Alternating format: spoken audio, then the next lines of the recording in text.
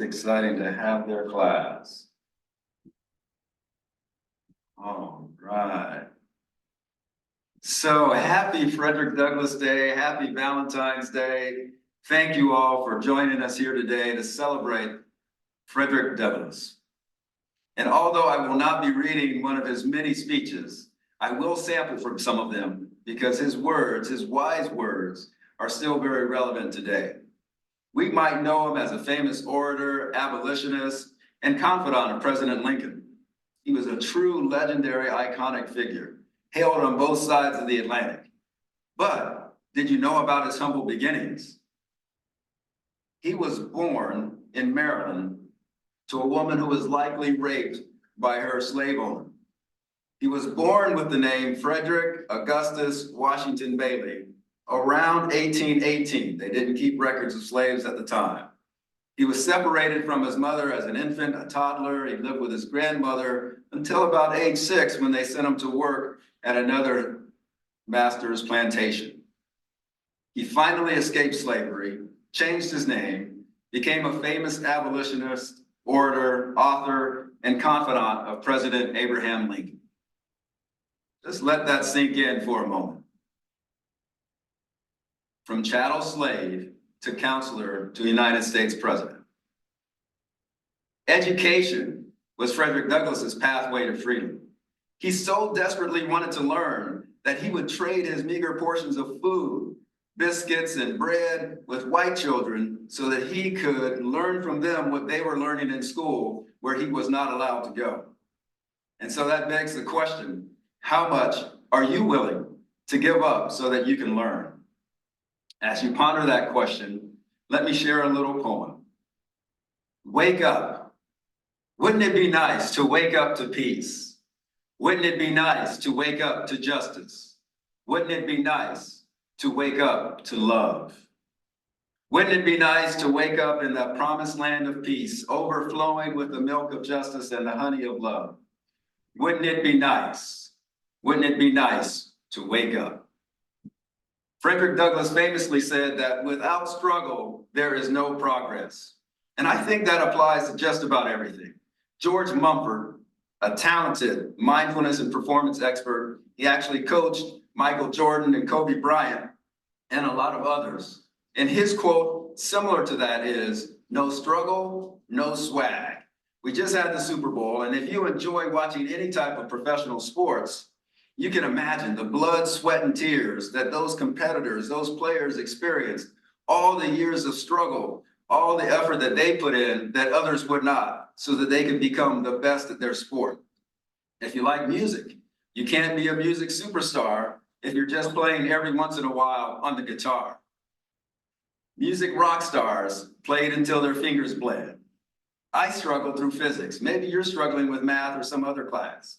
And you have to do that struggle before you start to learn and how to apply the principles of what the teacher is sharing. And that struggle takes practice and practice and practice. And I don't know about you, but I'm still struggling with giving up that strongly addictive and ubiquitous substance, sugar, right? But I've made progress. I give up sugar every day. But my advice is don't drink sugar, y'all. Frederick Douglass says to become great, you have to commit to wise and vigorous cultivation of your faculties, all those things that make you you. To elaborate on Frederick Douglass's quote about struggle, if there is no struggle, there is no progress. Those who profess to favor freedom and yet deprecate agitation are men who want crops without plowing the ground.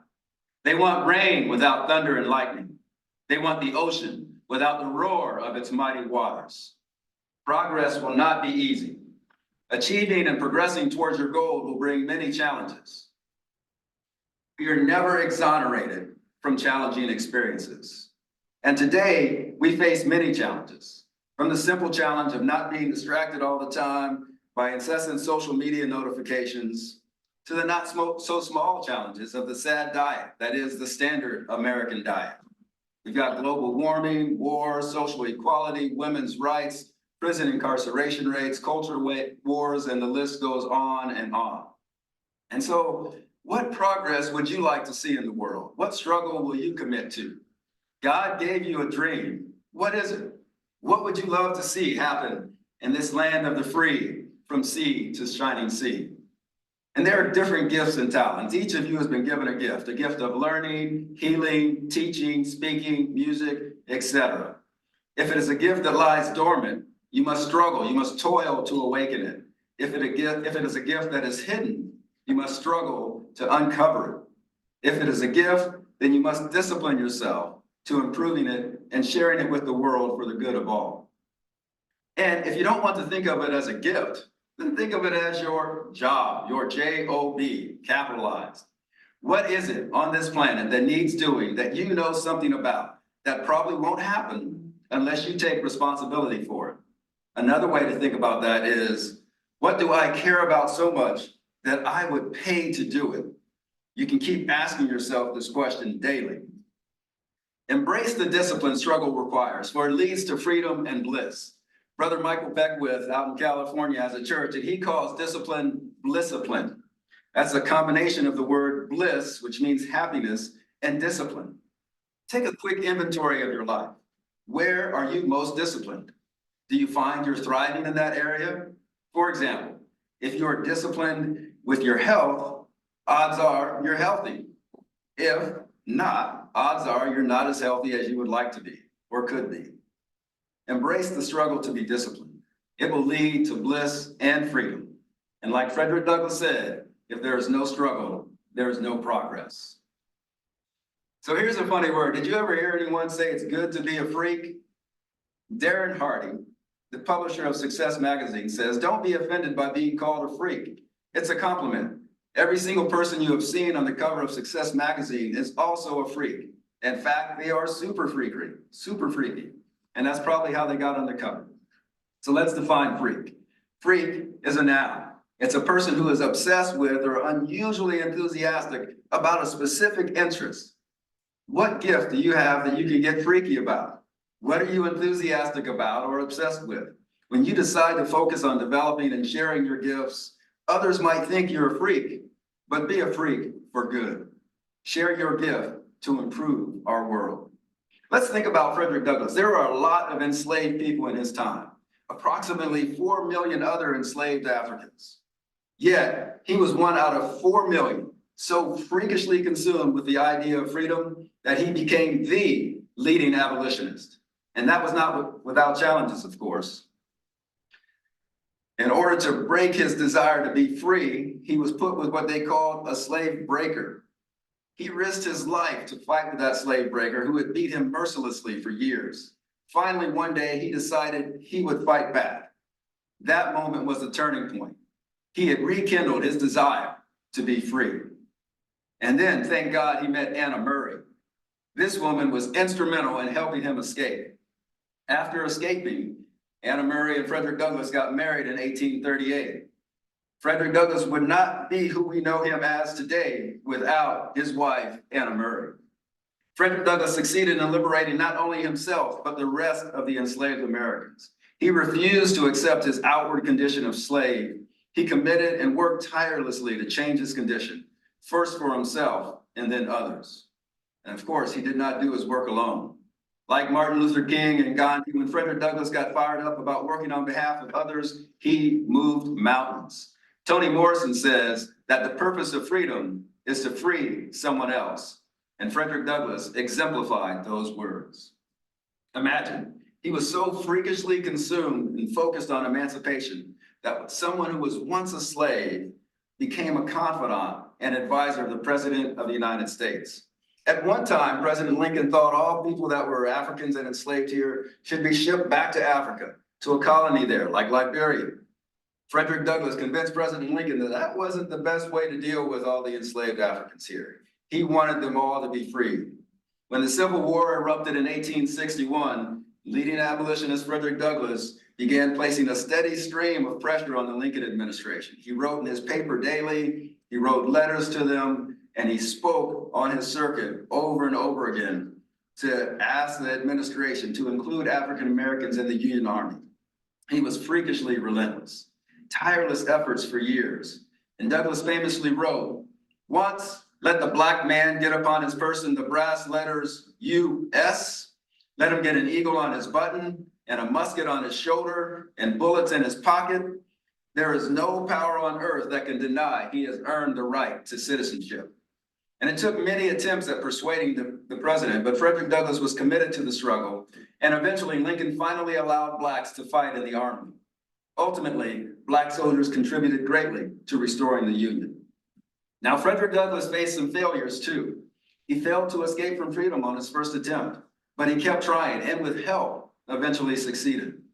He was astute enough to realize the benefits of coalitions for changing things. He fought for women's right to vote, but that also failed during his time. Yet, he continued to fight for women's suffrage, that ability to vote, up until his dying day. That was his final public appearance. For today, let's think of a different way to look at what some might call failures. Nelson Mandela said that he either failed or he learned. What if we consider FAIL, F-A-I-L, as an acronym? FAIL, F-A-I-L, can represent first attempt in learning. Frederick Douglass started his abolitionist journey with William Lloyd Garrison. He learned and eventually realized he had differences of opinion and went his own way from William Lloyd Garrison. He started and ran several newspapers, the North Star, the New National Era, the Frederick Douglass paper. He published 3 autobiographies. Each one was an improvement and based on a deeper understanding of what he had done previously. He obviously developed his gift of writing and honed it like no other. My man Frederick Douglass stayed busy. We've got plenty of books to testify to that. David Mamet, an esteemed movie director, says you have to stand being good you got to stand being bad if you want to be good. You're 5th grader, so I was going to talk about remembering the first time you drove, but maybe we can start with the first time you learned to type or something else that you've started to learn. You probably were not very good at it right at the beginning, right? It takes practice and failing to get good. What are you willing to fail at? What will you work hard to get good at? What will your life mean? If you do something and fail, if the universe gives you no as an answer, remember that those letters N-O represent next opportunity. Stay positive, move and flow with the river of life, because if you want something you've never had, you have to do something that you've never done. Frederick Douglass went from being a slave in Maryland to carrying the fight for freedom abroad, to traveling Europe, Egypt, Haiti, and more. He saw the world and he worked as an ambassador for us. He said, opportunity is important, but exertion is indispensable. In his speech, Self-Made Men, he said that we may explain success mainly by one word, and that word is work. And he emphasized it. He said, work, work, work. He added exclamation points with every word he wrote in that speech. And he says, not transient and fitful effort, but patient, enduring, honest, unremitting, indefatigable work into which the whole heart is put, and which in both temporal and spiritual affairs is the true miracle worker. Frederick Douglass had to remind us in his day that the 4th of July for the longest time did not mean freedom for everyone in these United States. Recently, Nicholas Kristof, writing an editorial for the New York Times, says that democracy in America is ever evolving into a more perfect union, and that our history matters in this evolution. Our nation's past impacts who we are today and tomorrow. And to summarize some of his words, today we are seeing a rise in radicalized conservative forces endeavoring to erase the America's original sin of racism, chattel slavery, lynching, and Jim Crow laws, similar to when Frederick Douglass in Lessons of the Hour described the Southern white men's take on lynching that was presented with what he said, I quote, abundant repetition and startling emphasis. Sounds like today's media to me. Kristof continues, the emergence of anti-woke, anti-intellectual, illiberal, autocratic, authoritarian, and anti-democratic movements and trends within American society poses significant threats to the nation's progress and our national security. Now, Frederick Douglass was an activist, and at the core of his activism is the belief that power concedes nothing without a demand. Anand Giridharadas says that the burden of citizenship is accepting that what is not your fault may be your problem. Therefore, the question is, how do we change this question? how do we change this country? And the real question may be, how do we change ourselves? And we can perhaps start with changing ourselves and then persist in taking actions until we see the changes that continually move America into a more perfect union. Obama said that real change requires protest to highlight our problems and politics to implement practical solutions and laws. And we need to accept all of the past and acknowledge the immense strides made since Frederick Douglass's time. And we must continue to make strides towards a more just, more loving, more happy, and more perfect union. We have to fight for the principles of liberty, equality, and the pursuit of happiness for all of us. We ourselves have to independently together become beacons of light and hope so that our nation can continue on that route of becoming the shining beacon on the hill that other nations aspire to emulate. Wouldn't it be nice? Wouldn't it be nice to wake up? To wake up, we must be aware of the daily grind. To wake up, we must see the struggle that our brothers and sisters as our struggle. To wake up, we must be dissatisfied and see to it that poverty and despair shall be crushed by the battering rams of the forces of justice. To wake up, we must be dissatisfied and see to it that diversity, equity, and inclusion are not seen as a problem, but as an opportunity. To wake up, we must be dissatisfied and elect officials who will do justly, who will love mercy, and who will walk humbly with God. Frederick Douglass, in an extraordinary display of forgiveness, writes to Hugh Auld, his former master, "I love you, but I hate slavery." And there's someone, and not someone who's taken that biblical injunction from Matthew, but I say unto you, love your enemies, right? He is taking that seriously. And one way that we can put that into practice, we can take from Og Mandino. In his book, The Greatest Salesman in the World, he says, every day we must begin with this thought: I will greet this day with love in my heart. What does that mantra mean, you ask? Mandino responds, and how will I do this? Henceforth, I will look on all things with love, and I will be born again. I will love the sun, for it warms my bones, yet I will love the rain, for it cleanses my spirit. I will love the light, for it shows me the way, yet I will love the darkness, for it shows me the stars. I will welcome happiness, for it enlarges my heart, yet I will endure sadness, for it opens my soul. I will acknowledge rewards, for they are my due, yet I will welcome obstacles, for they are my challenge. I will greet this day with love in my heart. So I want to encourage all of us to consciously choose love today in everything you do. You can say to yourself, I will greet this day, this moment, with love in my heart. I am love, I am loved, and I am the heart of love. In each moment, we can take a deep breath and ask, what is a love-filled response to this moment? And I'll invite you into a practical practice of this. Look at your neighbor in the classroom there, or look at your neighbor in the office space with you, or bring to mind someone and repeat silently these phrases that I will say. May this person, may this one feel safe. May this one feel happy. May this one feel healthy.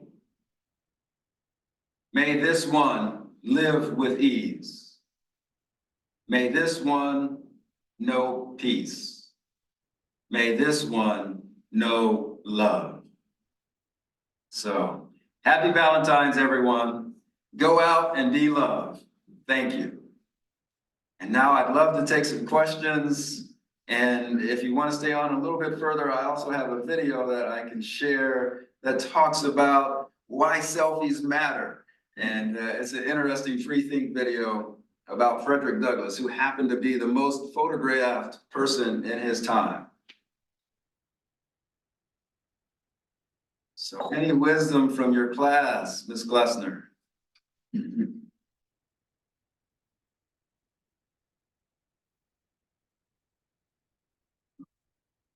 I don't think we allowed them to. I didn't, did I? How can I do that? There you go.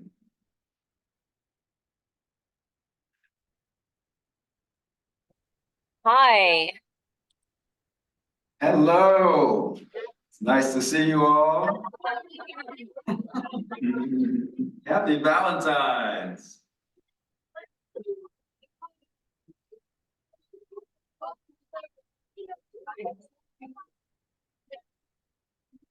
I don't know if you can see me clearly. I have a shirt on it with a quote from Frederick Douglass. And it says, once you learn to read, you will be free forever. That was taken from his life experience. I think I'm too short for you all to see it, but. We actually talked about how he learned to read and that was not a norm back then for African Americans to learn to read. So they did learn all about that. Wonderful. Anybody there want to tell me something else they learned? Somebody know anything about Frederick Douglass? You know something? Hey, come here, babe. Thank you. Thanks for being brave and sharing. Hi, this is Hayden. Hayden, tell. Beautiful shirt on today. Hi, Hayden. Hi. What do you know, baby, about Frederick Douglass? So when Frederick Douglass was little, his mom died, and his dad was a white man, and he had to move over to a different family, and he learned to read when he was at a young age. Yes, she said that Frederick Douglass, his mom was Black and his dad was white, and his mom died when he was at a very young age, and then he had to move with a different family. That's right. And once he was with one family, a lady started to teach him to read, but her husband said that wasn't allowed. So then he had to work really hard on his own to learn and continue to read. Thank you, Hayden. Yep. Ian, what do you know, babe?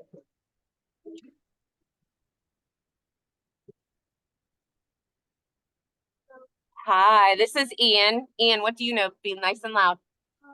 I know that Frederick Douglass was an African American that worked at a plantoid and got moved to a family where he read, and then got moved to a person who beats his slave and then escapes to earn freedom for all African Americans. Yes. Thank you, Ian. That's right. That's a good trajectory of his history. Thank you. Do you want more? Sure. Go ahead, baby. I know that he wrote his own autobiography. He did. He did a very good job writing his autobiography. It sold so many copies. So many people learned from reading about his story and his experiences. And he was able to use that to help spread the word even more about why there shouldn't be slavery. So I'm glad you remember that fact about his autobiography. We'll read it one day. Thanks. Was it Libby? I missed that name. Jordan? That I know that his second farm family that he went to was very cool, and that they would beat him, and then he wanted to escape again, so then he escaped.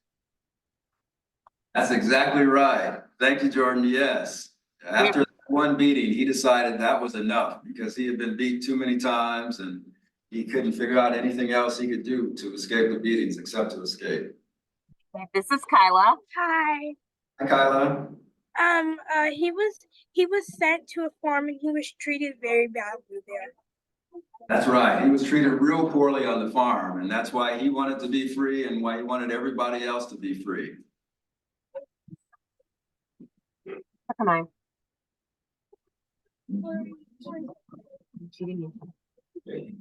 Yeah. I like fifth graders. Right. They're better than our class. Hi, I'm Kamaya. You gotta be loud. This is Kamaya. Hi, come on. Lived at a very young age. He was a slave at a young age. Yes, he was. Younger than you. Yes. Thanks, Maya. Harry, come here.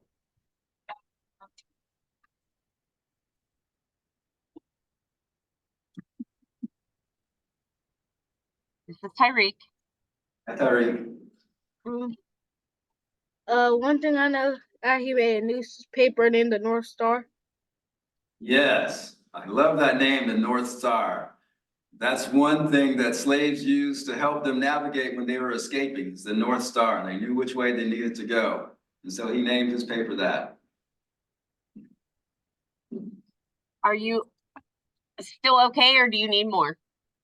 3 more. 3 more. All right, I know that he was in civil war between the North and the South to end slavery and to keep slavery. And he advised Abraham Lincoln. That's exactly right. He advised Abraham Lincoln, the president, and he and his sons primarily fought with the Union Army once President Lincoln allowed Black soldiers to do so. No. All right, we have Lamont. Guys. Hi. So he hated segregation. He wanted to fix it. He wanted black and whites to be together and not be separated apart. You're absolutely right. He wanted everybody to live together and to work together and to be kind to one another, no matter their colors. 2 more minutes. And our last person that's going to tell us about Frederick Douglass is Daniel. He got put into slavery whenever he was really young. He was put into slavery when he was really young. Right, Daniel. Thank you. Anything else?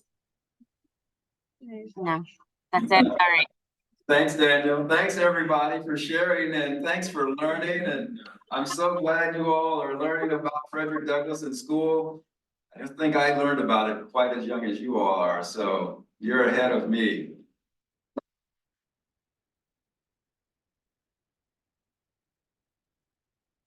Any other audience questions?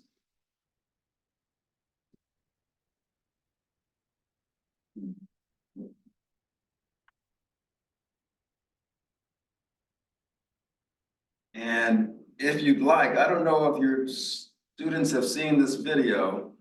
I'll see if I can share it. It's kind of interesting about today's selfie culture. I forgot to load it beforehand, so we'll see what happens. Selfies get a bad rap.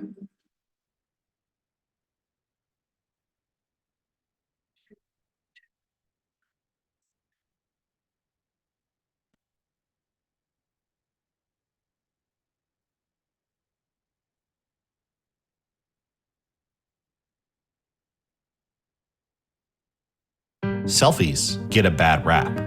They're thought of as being for vain young people, with their lips pursed, downward angle, smizing, and posting to the gram for likes. Well, some of that is true. But selfies are actually one of the most important cultural movements that we've ever had. They show the world how we see ourselves, and that helps change how they see us too. But to fully understand the selfie's power, you have to look at the first person who really harnessed it, 19th century abolitionist Frederick Douglass. No, that's Don Cheadle playing Frederick Douglass. We're talking about this guy. Even though there are relatively few photos of black people from that time period, you've probably seen a photograph of him. There's a reason for that. He was the most photographed American of the 19th century, photographed more than President Lincoln, more than General Custer, more than Ulysses S. Grant. Obviously, Douglass never used a smartphone's camera. He didn't even take the first self-portrait. But when it comes to choosing how you want to be presented, getting your face out into the public eye, and altogether changing people's perceptions of you, maybe an entire group of people, there's only one person who invented the selfie as we know it. When I was around 5 years old is when I started to notice that my ancestors had some importance. Back home, 3 of the 13 new Frederick Douglass statues were unveiled today. I would ask my classmates and my friends, are your grandparents on statues? Your grandparents on money? No. My name is Kenneth B. Morris Jr. I'm the great-great-great-grandson of Frederick Douglass and great-great-grandson of Booker T. Washington. Frederick Douglass was born into slavery in Maryland, but at the age of 20, he escaped and went on to become one of the nation's foremost abolitionists and statesmen.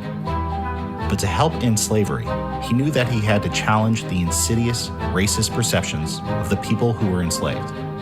Enter the selfie. You had all of this propaganda that was out there to characterize people that were enslaved, people of African descent, as being less than human.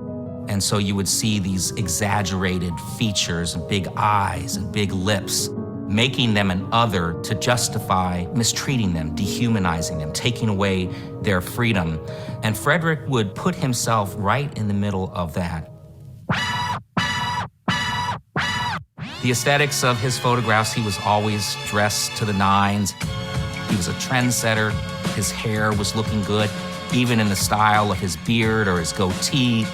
At the time, the backgrounds in photography were really ornate. And if you look at his images, you see that they're very simple. But he also understood that within that photograph, things had to be staged. And so in one image, you might see a table with books on it. He wanted the focus to be on him. And he said, I never want to look like a happy, amiable fugitive slave. And so he's looking directly into the camera with that steely glare, basically saying, try to deny that I'm a man worthy of freedom and worthy of citizenship. The other aspect of selfie culture that Douglass understood, social media. For that time period, this meant printing these photos and getting them seen by as many people as possible. He would give away pictures of himself. That person that receives the picture would now hang his image up on the wall next to their family members. And now he is seen as a friend, as a family member. Over the course of his public career, we've discovered 168 photographs of him. He understood that he could present himself as a man worthy of freedom, worthy of citizenship, and change how people thought about people of African descent who were enslaved. Today, 5 billion people in the world have cell phones, and 3 billion people are on some form of social media.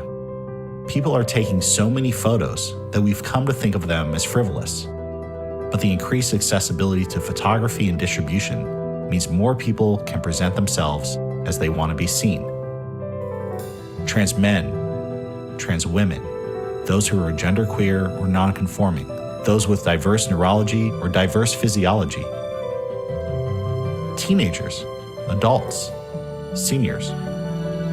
Douglass is singular in his struggles and his accomplishments, but he laid out a blueprint for how we take selfies based on how we want others to see us. And here's just one example. Jana Garza is an artist in Austin, Texas, who was diagnosed in 2015 with polymyositis, a progressive muscle wasting disease. When she was worried about being perceived as sick, the selfie offered her a way out. I was on a lower dose of chemo than most people, like cancer patients, for example. But then my hair just started falling out in clumps. And one night I decided to shave it. I took a picture of myself that night. And I think that's the night that my self-portraits began.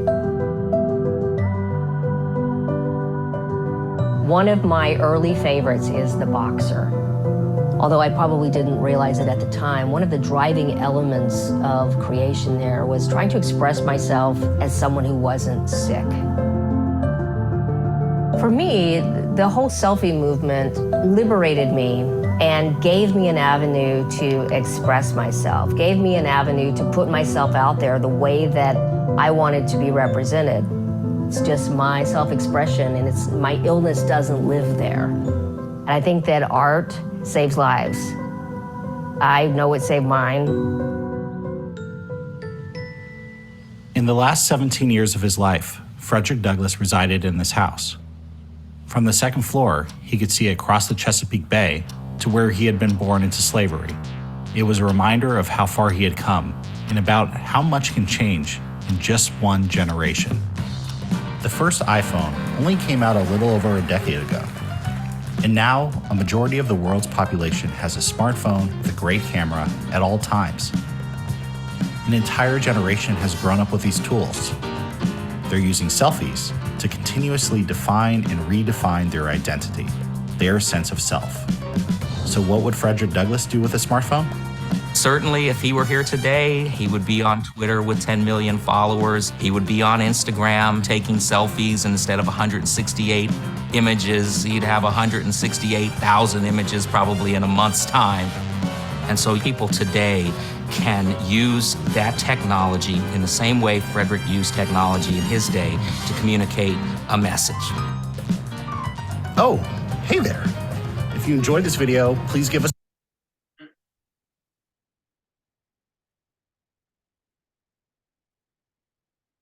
Thank you all. Appreciate your time today. And again, we'll just stay on if anyone has questions.